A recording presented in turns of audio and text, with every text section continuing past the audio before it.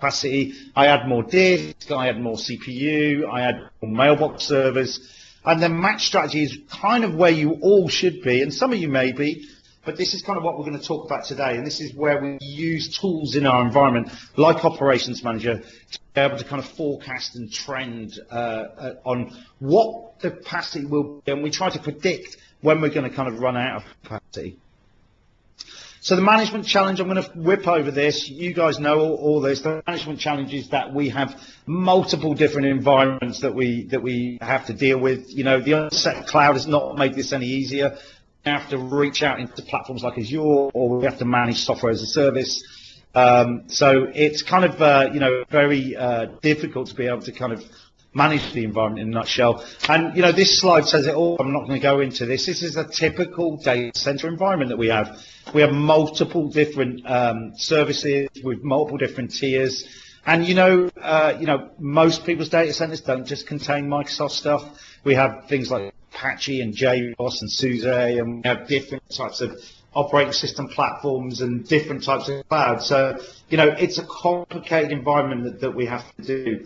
And really, this is where Operations Manager comes into play, because Operations Manager, and I'm just going to double check my order is okay, it's still looking good. Operations Manager provides a proactive monitoring framework. Yeah, so people say to me, sum Operations Manager up in 2 words. Well, it's a monitoring system that is proactive in nature. That's the sentence. And it's a really good analogy to explain. You know, I'd rather know 5 minutes before service failure than 5 minutes after, is, you know, my kind of look on it. And, you know, Operations Manager is very easy to deploy. You know, it has management packs now out of the box that span it's got agents out of the box that span Windows and non-Windows environments. It has management packs that span Windows and non-Windows environments. So there's the JEE management pack in Operations Manager 2012 that allows you to monitor Apache, JBoss, you know, Java-based applications. So, you know, Operations Manager truly is a heterogeneous management pack. And, you know, there's third-party packs that allow you to hook Operations Manager into your storage. There's a really good network management piece out of the box that lets you manage all your network devices. There's connectors for different types of virtualization platforms. So everything we have in our environment now, we can more or less pull into Operations Manager, or we can write connectors and management packs that pull that in. And Operations Manager also has a concept of distributed applications. For me, the most powerful part of the product, the ability to model your applications end-to-end. And we're going to talk about how we can use this in our data algorithms later on. Synthetic transactions, getting into the end user's shoes. We now have a service with Operations Manager that allows you to push synthetic transactions out into Microsoft's cloud and have externally facing transactions and feeding that back into Operations Manager. We now have lots of service level dashboards built in, and probably the most important thing and what we're going to talk about today is we have a kick-ass Operations Manager data warehouse, which actually is written to in real time and collects up to 13 months worth of data by default about the environment. So a quick high-level overview. I know we'll have some Ops Manager diehards on the call, but you know, Operations Manager very easy to deploy. As I mentioned, an OpsDB in a data warehouse. It uses SQL reporting services. We deploy kind of management servers that have management groups, and we monitor clients, and we monitor. So we have consoles that connect in, and we have servers that we monitor via these management servers. Very easy to deploy, and it collects. Don't be fooled. It collects all the data that you need to be able to do capacity planning in your environment. You know, we meet lots of customers, as I mentioned, that are spending money on expensive capacity planning tools. They don't need to. They have a tool that collects all the data. It's just not out of the box. Very good capabilities around doing trending and forecasting. So I'm going to show you how you can fix that today. So I'm going to jump in and do a very, very quick demo of Operations Manager for you. And I'm going to touch on just a couple of key items. So just bear with me, because I'm just going to flip over to my demo environment. And okay, I'm just going to share that out. And holler if you cannot see it. Just coming up now. I've got this on a small view because I don't know what people's screens are at home, but one or two people, just let me know if you can see the Operations Manager console on the screen. Not yet, Gordon. Okay, I'm presuming news is good news. Fantastic, thank you guys. So here we have the Operations Manager console, and this is Operations Manager 2012. And again, I said earlier on that I believe the most powerful feature is the distributed applications. I'm going to kind of show you kind of what I mean by this. We spend a lot of time with customers kind of working on these distributed applications. So I'm just going to pull up a distributed application for you. Okay. And this is a distributed application of a typical kind of application that you might see in your environment. This particular application is a BI app that we kind of run internally. And what you can actually see here is I've got I'm just going to open up. Thanks, guys, all you guys that are telling me that it's up. And what I've done is I've modeled my application into 3 distinct tiers. I've got services, network, and client. I'll explain a little bit what these are. So, and by the way, this distributed application designer is an out-of-the-box feature. It works, for things like Exchange and SharePoint. It has pre-built diagrams, but for your in-house line of business applications that have multiple different functions, you can model these distributed applications around your application. It's a drag-and-drop viewer, or for you XML heads, you can kind of write them in XML as well. So, I'm just going to talk about this services tier here. So in the services tier, I've got back-end, front-end, and middle tier. So what I've done is logically grouped my components together. And I'm just going to kind of look at the back-end function here and show you that. And you can see here I've got my SQL databases. I've also got over here in the back-end my DB engine. I've got my SQL database engine. Now, the interesting thing here is I've chosen, although I've got that in my model, I've chosen not to roll my SQL distributed, the health of my DB engine up to the top level. I want to know if it's got problems, but for me, my application is only unavailable if my database at the back end is unavailable. Because there might be problems like running out of disk space. I want to know about them, but for an availability kind of standpoint, that isn't affecting availability in my application. Excuse me, I'll have a drink there. I've also got in this back-end group my operating system, and I've got my system center agent, so I can view, underneath that. And what I might also do is I might choose to put my storage device that SQL sits upon, my network devices that SQL talks over. If that was Oracle at the back end, that might be an Oracle object that I have in there, and all the relevant elements to that. And also what I've done is for my front end, I've done a very similar thing. I've got my websites and my application pools, and I've got all the way down to my operating system. So again, I'm kind of monitoring everything that constitutes the front end of my service. And for my middle tier, for this particular application, reporting services is my middle tier. So I've dragged the reporting services, and obviously I've got the operating system that my reporting services server sits on. Also as well, what I've got over here on the end, this is the bit that people always forget about when they build these distributed application models. I've got my locations where my end users are sitting. So I've got, basically a desktop PC that sits in the location where my end user is, and I'm running a transaction that simulates the user logging onto the front end of my application. And I'm replaying that back at regular intervals so I can understand the availability from a user perspective, and I also, if there's a problem, I understand what the business impact is. Now, in the middle tier here, I'm actually using the best network management tool known to man, which is ICMP ping. I don't care what anybody says. And actually, what I'm doing is I'm running ICMP pings from the same location that I'm running my synthetic transactions from. And what this allows me to do is it allows me to evaluate if my synthetic transactions running slow, whether that's relating to ping data, that whether that's relating to network latency, for example.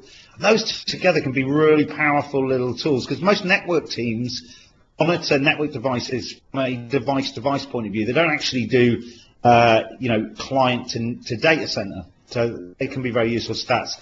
Now, just to show you the power of this, really, I'm going to basically go down here, and I'm just going to kill, just to show you this is a total live demo. I'm going to go on and go over to one of my SharePoint servers, and I'm actually just going to basically kill one of my services here.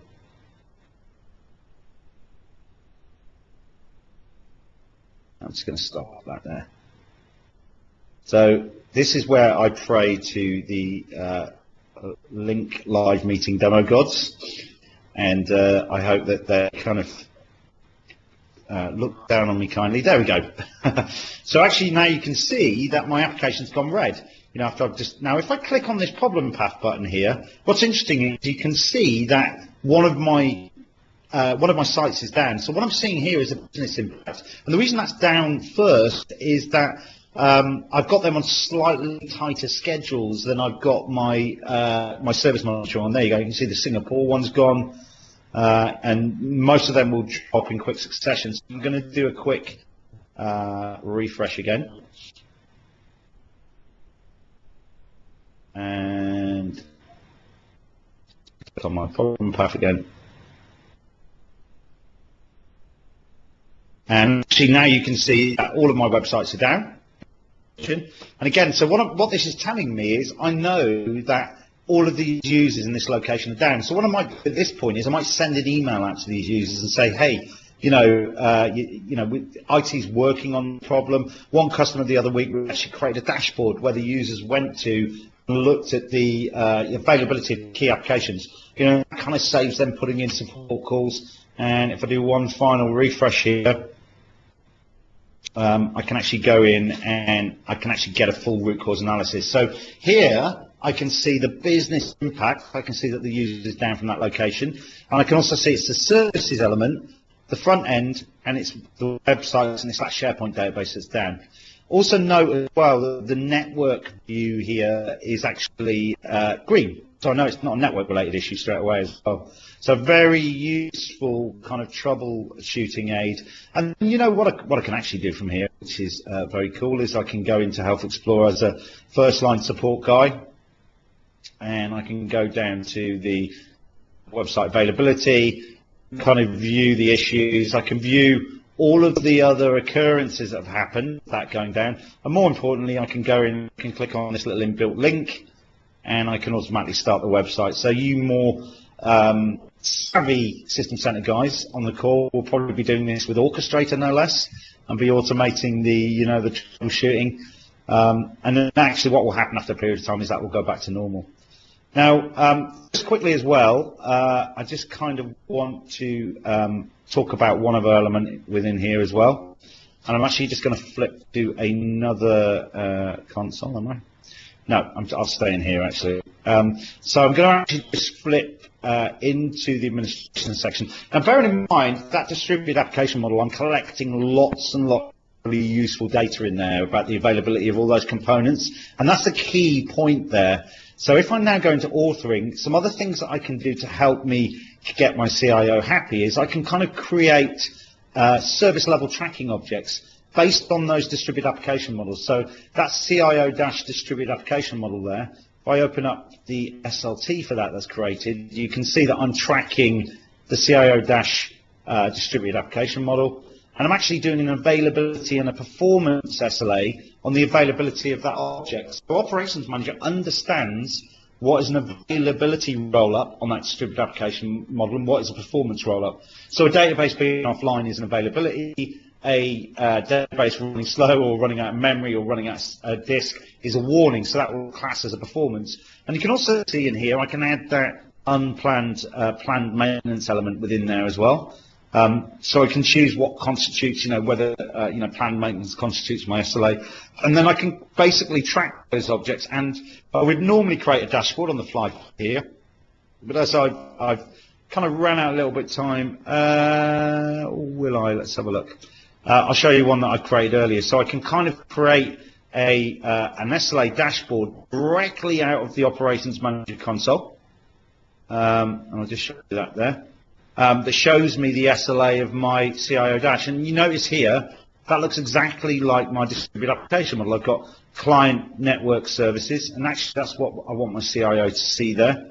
Nice green one. But you can see within the console now, because this appears in the thick client, I can actually also publish, also appears in the web console, and I can publish the web console view directly to SharePoint. And that might be, a good way of me starting to get my CIO on the route to be happy. Okay, that's his one report rather than his multiple reports. I might put all the applications into that dashboard view. So that's kind of, a brief kind of overview of Operations Manager, and there's lots more I would love to show you, but I've got some kind of deeper kind of development stuff around SQL that I want to get onto. So let's just get back to the PowerPoint here. Just bear with me a sec.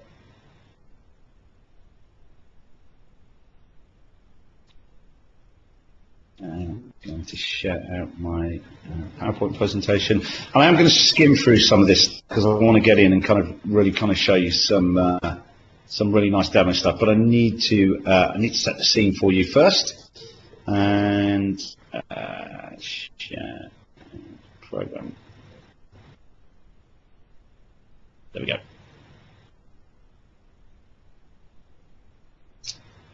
Okay, and I'll just go full screen on that. Yeah, full screen on that. So that was kind of our collection bit, really. So we kind of just looked at, the first thing that we need to do capacity planning is collect the data. An Operations Manager really is a really worthwhile tool to let you kind of do that. So the other steps that we need to be able to do things like capacity, we need to be able to measure, and for this we're going to look at SQL Server analysis services. We need to be able to publish, and we're going to do SharePoint 2013 for that, and we need to be able to forecast. And SQL Server analysis services has some really great data mining algorithms that we can do to forecast against the data that we're collecting. So let's look at building a service portal out. What would this look like in an organization? So at a high level, this is what I'm going to demo to you next. We have 4 key personas over here on the right who would typically use this solution. We have our IT operators who are interested in the default reporting and dashboarding, kind of more or less what some of the stuff that I showed you in the console, the distributed app models. IT analysts, they may build custom reports. They maybe maybe use Excel or reporting services or other reporting apps. We then have our analysis piece that can be put together with analysis and performance point, and this would be used by our IT managers and our business analysts. And then finally, we have our execs who are very much interested in high-level kind of RAG type views and kind of SLA dashboards, and maybe some of that capacity planning stuff also as well. So there's three key building blocks really that we've got in our kind of that I'm going to kind of show you in our presentation today. Just bear with me a sec. Operations Manager, SQL Server Analysis Service, and SharePoint Services. So these are the 3 things that we're going to use around capacity planning. So let's kind of look at the Operations Manager data warehouse, because we've talked about this a little bit but not gone into detail. And firstly, I kind of want to start off with a little bit of a gotcha. So I had one customer that I was visiting the other day that was running all of their analytics directly off the Operations Manager database. Now you guys, and just double check, okay, yeah. So you guys that know Operations Manager will know this is a complete no-no. They were running their analytics off the Operations Manager database rather than the data warehouse. So again, you'll know that you can't really work, those that know the Operations Manager database will know that you can't really work it in that way. So the result was I kind of walked into their operations center, and they had this great wall of charts that they had on display, and it was very impressive. But what was happening behind the scenes was that they were getting regular locking of the DB, and the console was becoming completely unresponsive. So the basic rule of thumb is definitely do not try to read performance data directly out of the Operations Manager DB. Definitely only use data warehouse and views even to carry out this kind of task. So I mentioned earlier that the data warehouse is a live data warehouse, so data is written into it at the same time as the Ops DB. So you're going to find all the information you acquire in there. And there are 4 key schemas that come out of the box of the data warehouse. We have the alert schema, which collects information about alerts. we have the performance schema for performance collection state, which is measuring time in state, and then we have our events. Now, each of these schemas comes with multiple different aggregates. We have a raw aggregate, which is the raw data being collected, which is at the end of the hour calculated into an hourly summary, and at the end of the day, a daily summary. Now, depending on how big your warehouse is and how much information is going on there, you may find a lag for the aggregation between 5 and 15 minutes after the end point of the hour. So just a kind of another note that I always find when I'm working with these. One area that people always come unstuck with is around a type of performance collection called optimized performance collection. Let me just dismiss that. Optimized performance collection, which is actually a way that Operations Manager collects performance data in an optimized way. And it basically states that if a data point doesn't change, don't collect a data metric for it. So if you're going to do reporting of performance counters and there's particular performance counters that are enabled, optimized, definitely switch that off, because what you'll end up is with big gaps in your data. So how does Operations Manager kind of store data? Let's take a quick look at that. Managed entities state. So this is a way. This is the way that we go from a managed entity. If we're querying Ops Manager through PowerShell, it's called a monitored object. If we're querying it through an Ops Manager database or data warehouse, it's called a managed entity. So the managed entity table stores every single discovered instance of Ops Manager, and it relates to the managed entity monitor. So every managed entity has multiple monitors and ultimately relates down to the monitor service level objective management pack version. And I just about got that out, which stores a different SLA against any monitor base. So taking a step back, when we create our service level tracking object, we have the option to create one against the performance counter or one against the state. And this is how we get the state information out, basically. Similarly, we go the same way performance collection, but instead we go from the service level objective to the service level objective management pack.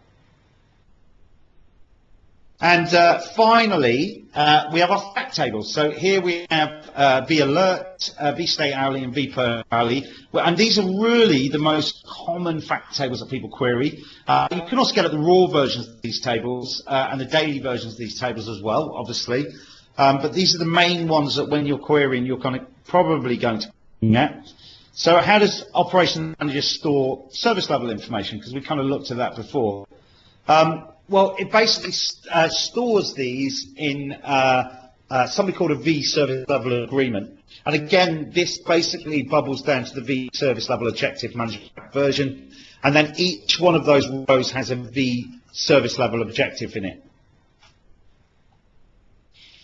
So one thing I wanted to do before we kind of get into demo again is I wanted to look in V managed entity and talk about distributed apps. So, you know, one of the great things about those distributed applications that I did earlier is they're kind of like a domain group, if you like, of data. And so how do I kind of report or query off data that's contained in there? The way that we can link all our objects down to our app, the first is that we need to discover which one it is in the V managed entity table. So if it's been created through the GUI, we'll have a managed entity type of %_service. Or we can go and see the managed entity type of the service name from the Microsoft.System Center.Service Designer service. And once we've got the base managed entity type for the service, we now need to know what it is. And for this, we can use a built-in stored procedure called dbo.managedEntityBaseType hierarchy. Now, if we query that, it will pull out everything that's contained within the distributed application, and then we can report based on applications and services. One little gotcha that you may come across is if we're extracting out using SAS, for example, SAS won't be able to query using stored procedures. So you can only query using SQL queries. So you may have to flatten out the data or basically load it up using sys. So let's take a quick look at SQL Server analysis services. So it's a core component of SQL Server, for those who don't know, and it hosts what's called OLAP queues. So OLAP is really designed for aggregating large volumes of data, providing us with slice and dice capability. So it's great, for example, looking at 2 different data items over various different time ranges, giving us an aggregated value very quickly. If not, It's not very good, however, for pulling out very detailed granular data. It also has built into it something called a data mining algorithm. And these are statistical algorithms that we can use on that aggregated data set. One of these being forecasting, another one we can use, which is quite interesting, is correlation. So, for example, when I was having a bad performance issue, what else in the environment was going bad? So those are definitely key things that we can use to do forecasting capacity planning. So let's take a very brief look at the cube components. So within the cube, we've got two key concepts. We have measure groups. These contain measures, which is basically something we can add up. It must be a numerical value, and we can do calculated values versions of those. We then have dimensions. So these are the things that we're going to slice the data by. So if you think of it like a pivot table that we can drop in and pivot around, the sort of thing we put into dimensions are monitor object path, the path of the computer, the path of the SQL database, etc. And these are then pre-aggregated and optimized for our slice and dice. So finally, let's just take a look at SharePoint services and why Performance Point. So once we pull the data out and we have it in a cube, we can now publish it up to SharePoint Performance Point services. And this gives us our visualization layer, and it's actually really good. It's a really good thing to put on top of OLAP cubes. We use this over Power Pivot and Power View, for example, because typically the data we're pulling into OLAP from the data warehouse is very big, and Power Pivot and Power View are in-memory structures or like in-memory structures. Also, Performance Point is a click-once application, so it's fairly easy for end users to get to grips with. So your analysis and IT managers will be able to get in and use it very, very quickly indeed. The other element that is a key to us building these dashboards is around APIs and filters. So when we're kind of building out our Performance Point, we have a number of components that we deal with. Now, it all starts at the beginning with an indicator. And there's lots of built-in examples that you can even add your own. We did one the other week where we added in some smiley faces, for example. And once you have your indicator, you can then create your KPI compares. And this actually compare the actual value against the goal and then display the indicator that you want. You then embed the KPI into a scorecard, which allows us to measure against the dimensions. And we also have reports, which are basically contain our graphs. People like graphs, charts, data tables, and even Visio diagrams. And we have filters basically that are pulled together into a dashboard. And a dashboard basically contains scorecards, reports, and filters. And then these are published to SharePoint as an ASPX page. So let's get in and take a little demo of this and check that I'm still coming through loud and clear. So I'm just going to jump in, and I have actually got this one video because I was having some problems getting to my data center earlier, but it's basically just a recording of what I was going to demo to you today. So just bear with me 2 secs while I load that up.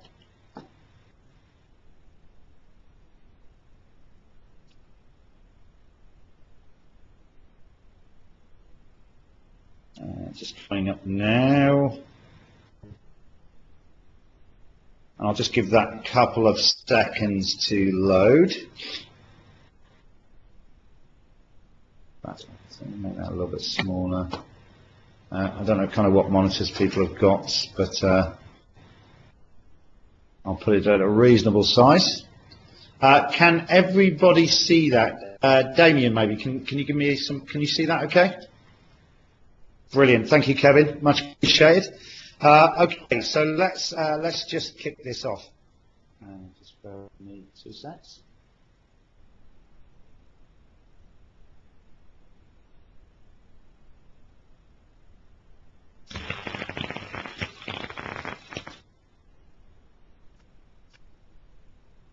Just bear with me 2 seconds, folks. So we're going to start off with some SQL queries. So we talked about a couple of elements there. So the very first, with my managed entity type, my object, we kind of looked at, which class it inherits from.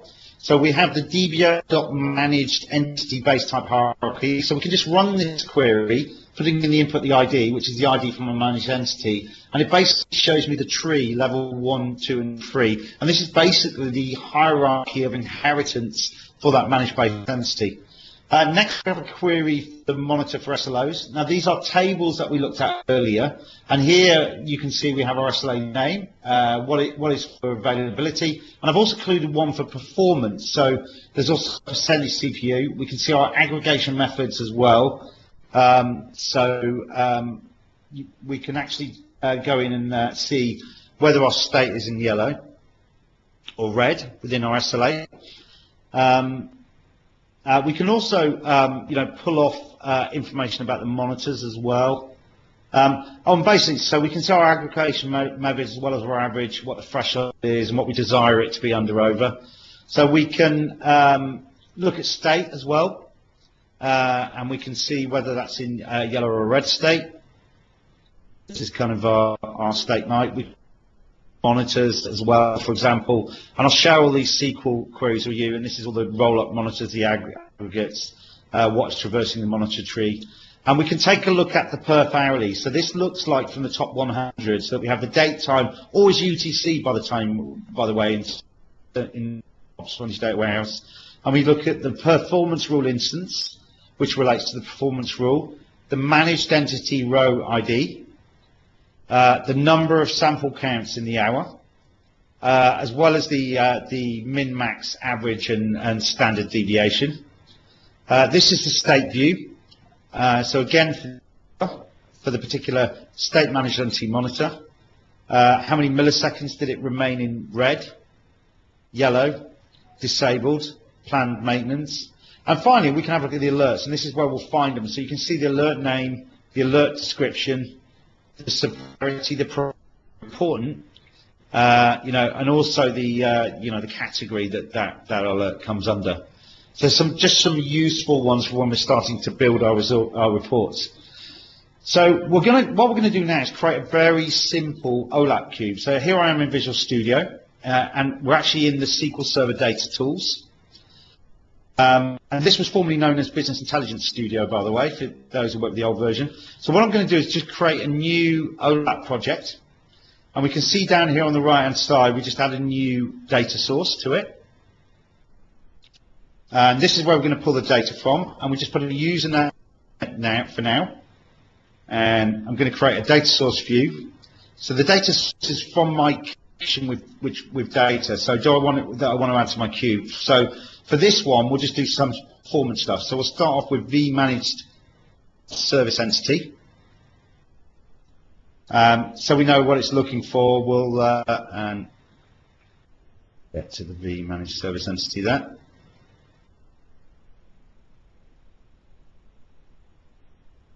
And so we know what it is we're looking for. We'll also pull up the vPerf daily. And this will just build quicker for our demo. And we'll also do the V performance rule, and we'll just add the V rule as well. So this will bring up the information so the cube can pull from it, basically. And we'll just kind of add that into our table structure.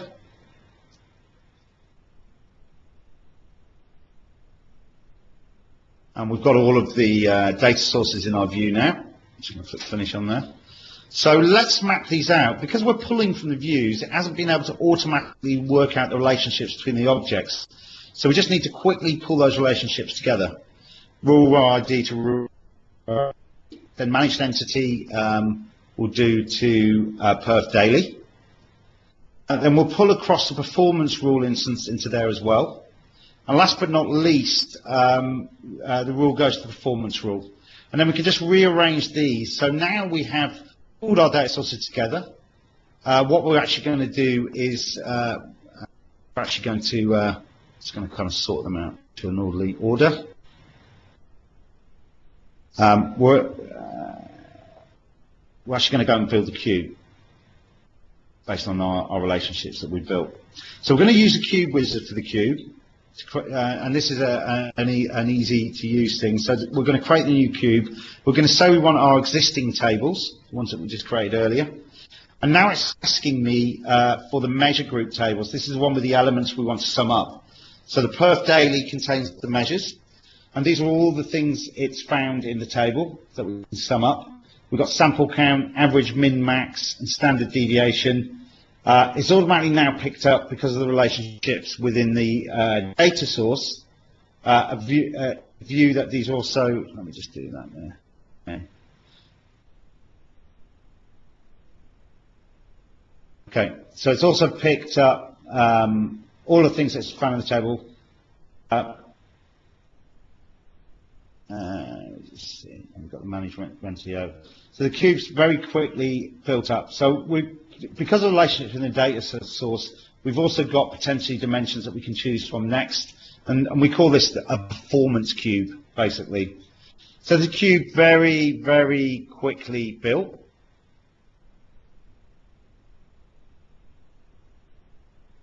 And, you know, we can look at additional attributes over it so we can see them when we build them, and then the performance rule instance. So I'm going to try and show you my other tables rule, because I want the rule system name, and then on this one, we'll want the object and the counter.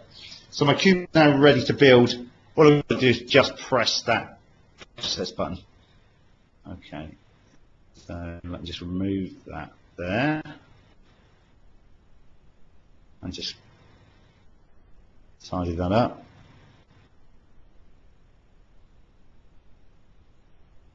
And then I'm just going to click on process the cube. So what I've actually done is basically added my data sources in, I've done my relationships, and actually what I'm going to do now is just basically proceed, and I'll do the cube. Yeah, and Kendra just asked, will be available for download later. And I know I've kind of run over, folks, so anybody that wants to jump off can, but I am going to remain on for about another 5-10 minutes if anybody wants to see the rest of the demo.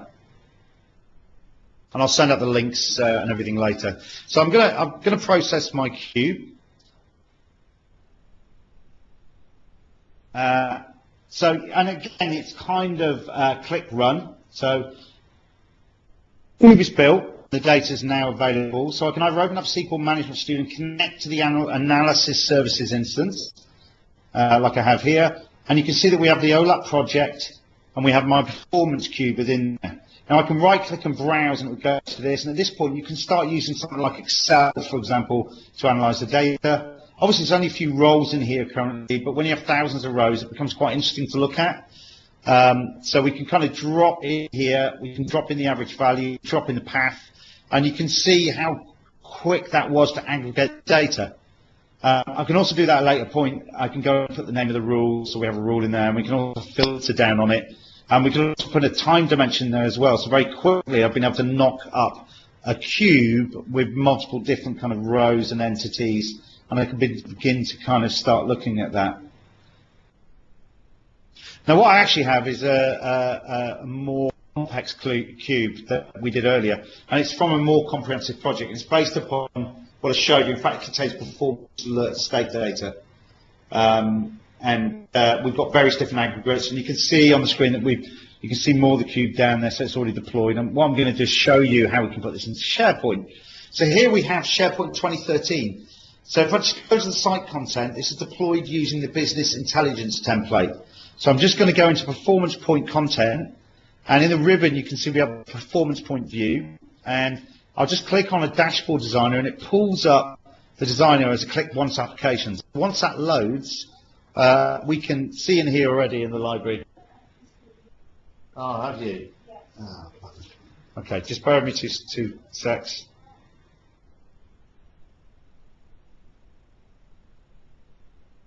Just bear with me 2 seconds, folks.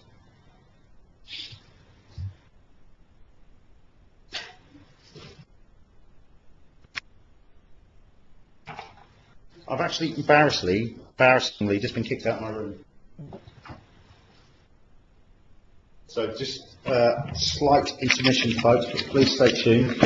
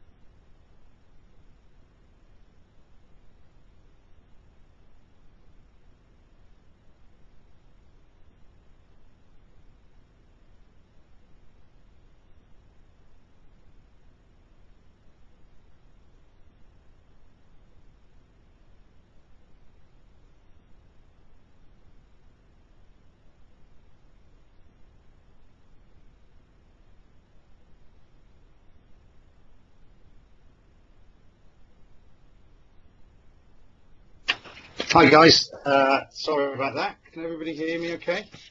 Just had to move room. Bit embarrassing. Just bear with me 2 seconds. I'm just going to run back to where we were a second ago.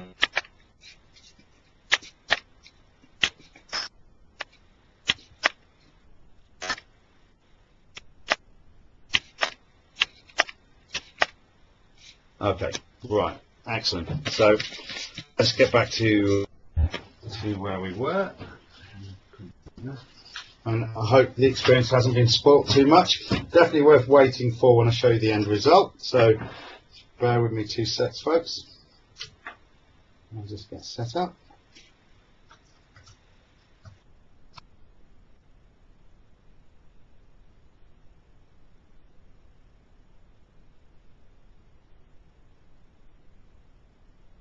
Right, so let's just get going again.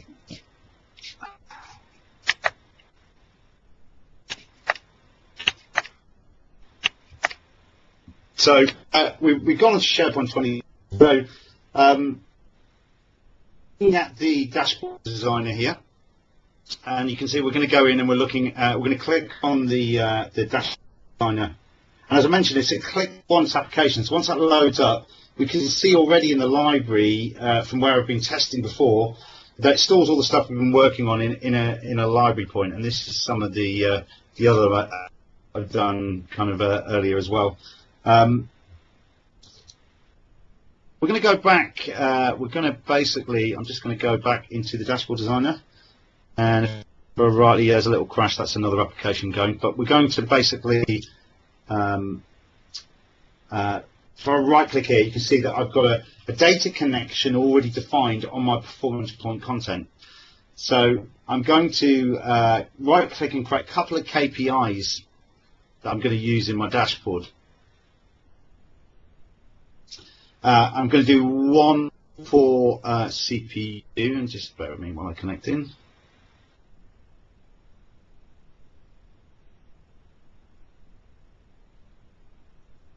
Okay, so I'm going to create a couple of KPIs for my dashboard, and I'm going to do one for CPU and one for memory against a target. And you can see there's a couple that I've done earlier here, and you can see that's, I'm just going to remove that one out of there.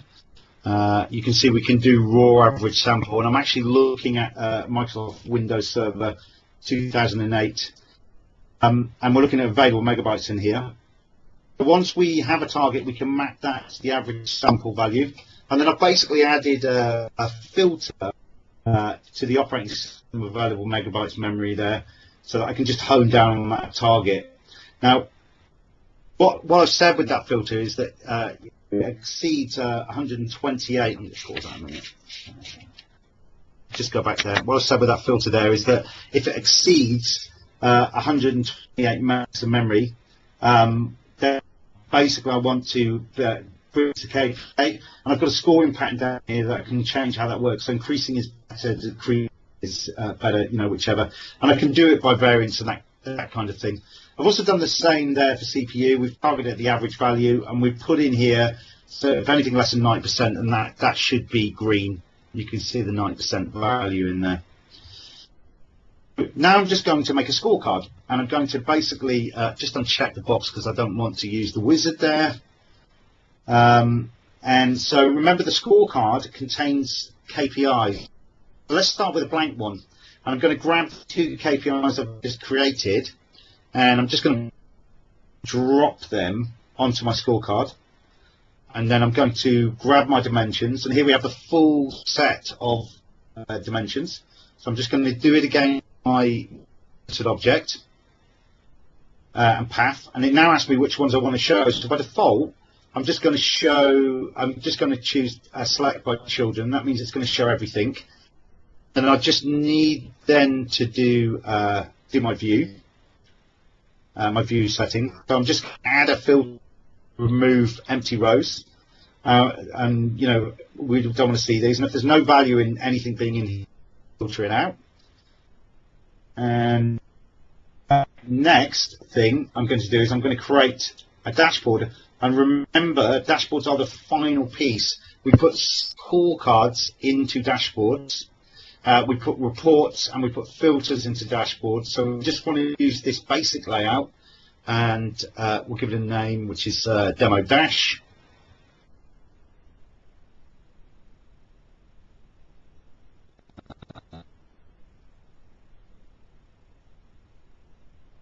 Only on the right hand side we can see scorecards and reports we made before. So I'll drag the scorecard we made earlier over here, and I'll just publish this by deploying it up to SharePoint.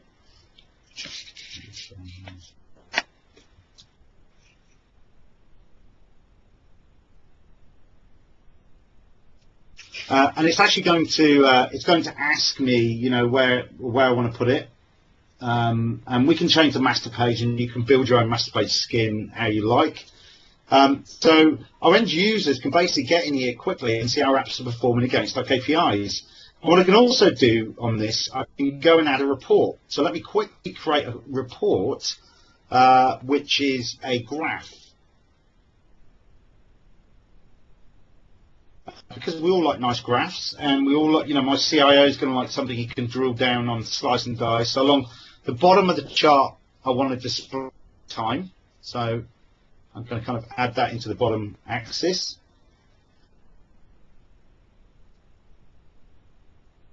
And I'm basically going to add monitored objects path to my background. And there I have a kind of chart about the data that I've got. Now I'm going to draw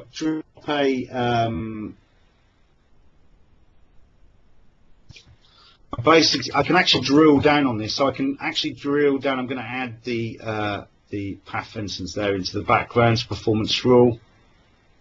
And again, I'm just going to kind of filter this down to the exact performance count, because basically my dashboard is looking at everything now, so I need to be able to filter it down to the individual CPU metric I'm looking at, which is total processor time.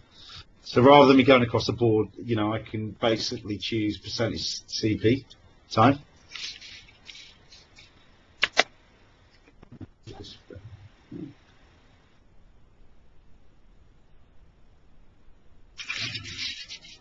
And then I'm just going to basically upload that to my dashboard. So what I'm actually going to do here now is I'm going to go into my performance content. I'm going to add that into my right value.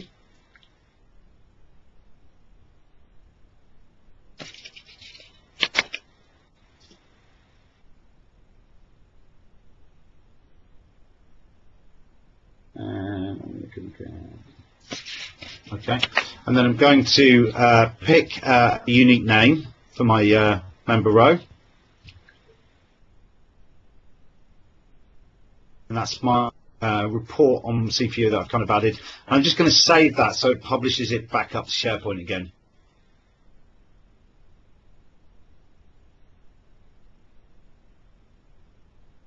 Now I'm going to deploy.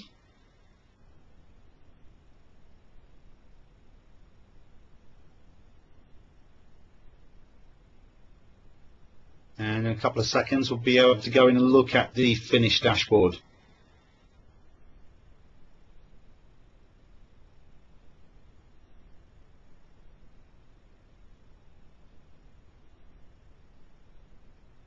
And we're going to go back to SharePoint 2013. I definitely recommend you playing around SharePoint 2013. You know, it's a very, very easy to use tool. And there you see now, I've got my charts.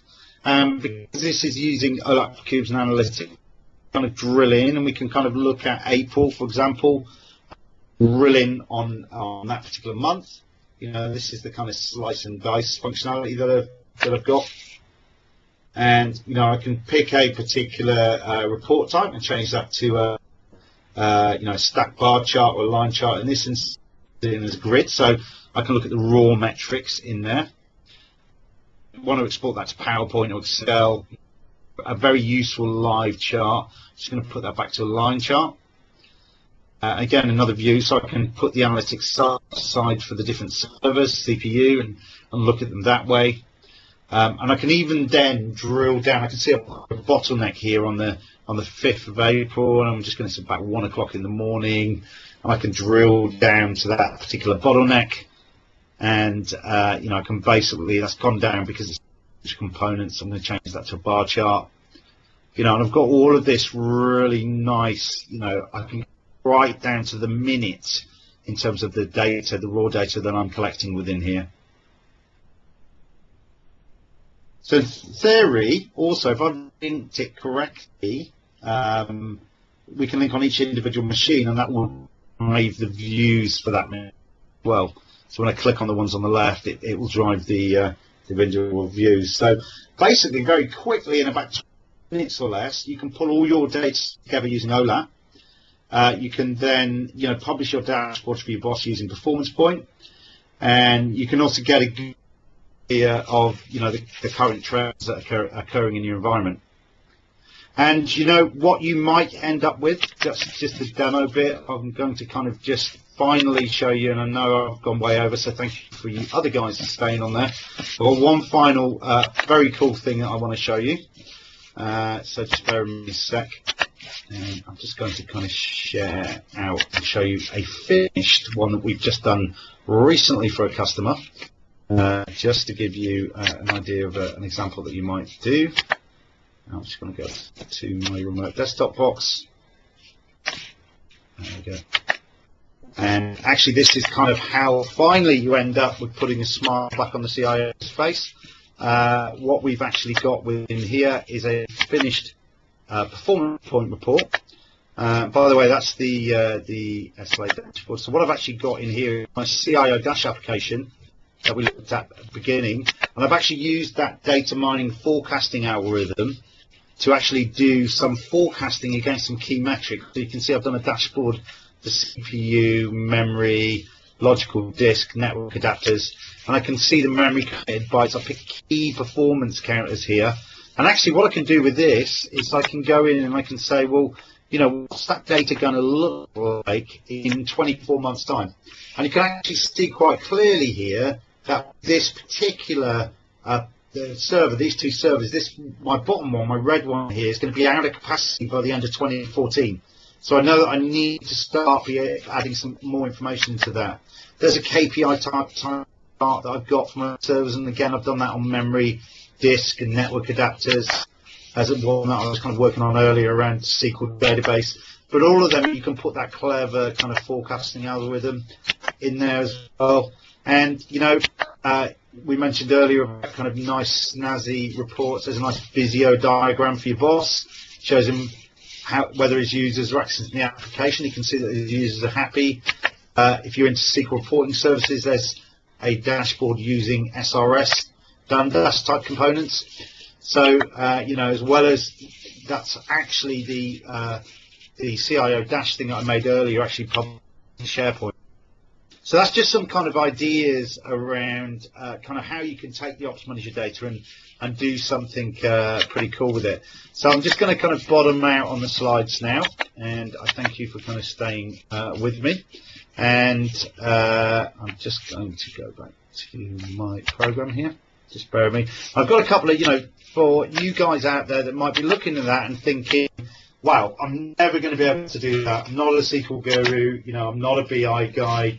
Well, actually, you know, it's not a lot of knowledge to be able to do that, really. It's just a subset. And if there's any consolation, I actually bump into a lot of SQL DBAs that don't even know, you know, the components within that. So what I will recommend is if you kind of don't want to basically do the forecasting yourself, then OpsLogic are a company that have a capacity planning MP, and you can kind of search for them online, and they basically do something that is built into Operations Manager and allows you to do capacity planning from within the Ops Manager console. And I'd also recommend Savision have a few things, and also Veeam now have, if you've got VMware in your environment, Veeam have a reporting, capacity planning reporting function that you can kind of do. So, you know, the conclusion of this, make dashboarding and capacity planning a core function of your IT, and keep that CIO happy. You want your CIO to have a smile on his face. Avoid budget overruns and underruns by accurately forecasting, and make right investment decisions based on the data you've got in the environment. Keep IT in the know. And the key steps are collect, if you remember, measure, publish, and forecast. So that's the end of my presentation, and my apologies for the audio dropout and the fact that I had to change rooms. But I hope everybody got something from it. I will publish the SQL queries online, and also I'll send out links. This is I did definitely the demo bit. I can send out some links to the demo, and it'll be available if you guys want to have a crack yourself. My name's Gordon McKenna, and if you want to email me, my email address is gordon@inframon.com. In fact, it's on the final slide there, so I'll just put that up. So those are my contact details. So please feel free to me should you have any questions. And I hope you enjoyed this, and thank you guys for staying with me today. Thanks, Gordon. Oh, sorry. Any questions, guys? It's a bit rude of me. Anybody got any questions? Just have a look if there's any at the bottom. Anybody want to answer anything? Yeah, I'm happy for you to kind of mute your mic. Or okay, good.